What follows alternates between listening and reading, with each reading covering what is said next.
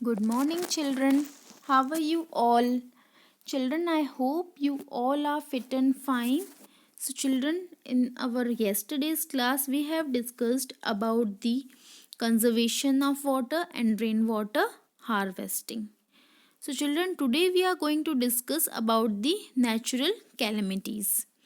Children, we know that the drought and the floods are the natural calamities, and we can say that the when no rain for a long period of time causes the drought, or we can say due to the absence of the rain, or in the other words we can say the continued absence of the rains causes the drought. So children, crops cannot be grown and the already sown crops fails to grow, and the level of the groundwater falls, leading to acute water crisis. Children, we know the erosion of the soil by the wind takes place. It is called the wind erosion. And the energy production is also reduced. These are the effects of the droughts. Like another effects, there is a widespread unemployment and the prices of all the commodities goes up, and the famine conditions develop like starvation, deaths of both the humans and the animals. So children, we know that the consequences of the drought is that it results in the loss of human life as well as the animal and the plant life. And children, the next natural calamities that we are going to discuss is the flood.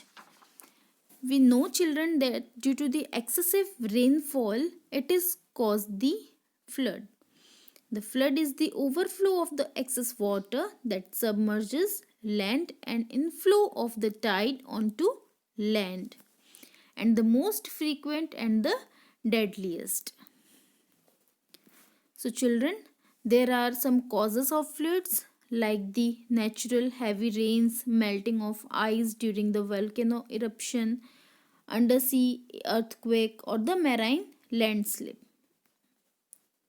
And the effects are there like primary effects, secondary effects, and the tertiary effects. Primary means due to the direct contact of the flood water like physical damage. Secondary is due to result of primary effect like disruption of essential services, and the third is the due to the combined effect of primary and the secondary effect like long term effect. We can say that the consequences of the floods are panic injuries and the deaths like heavy rains as seen that in the Mumbai causes the panic among the people, and the many old people like children and the physically weak persons suffer from the injuries and even die on the account of panic. So children, the water level in the rivers, lakes and the ponds rises, and also the soil erosion occurs when the heavy floods bring about the erosion of the soil from the fields, making them barren and we can say the infertile. Also, we know that the damage to the crop plants like crops get submerged under the water, leading to loss of production of useful food items. And also diseases occur like the floods leads to diseases like due to the mixing of flood water with the waste materials and also the waste water. And another we can say the loss of habitats of the plants and the animals. Due to floods, the living places of the many animals and the plants are lost, and it causing the much damage to the flora and fauna of the affected area. Flora means related to all the plants and fauna related to all the animals. Okay, children. So there are availability of the air affected also, and many other animals like the rats, snakes come out of the soil in the rainy season. So physically damage to the houses, industries, and this cause the great financial loss to the people and leads to breakdown of the country's economy.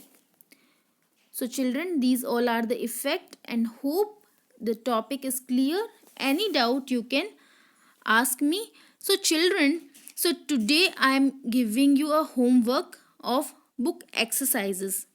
So children, you should complete your book exercises, okay, of chapter 14 water.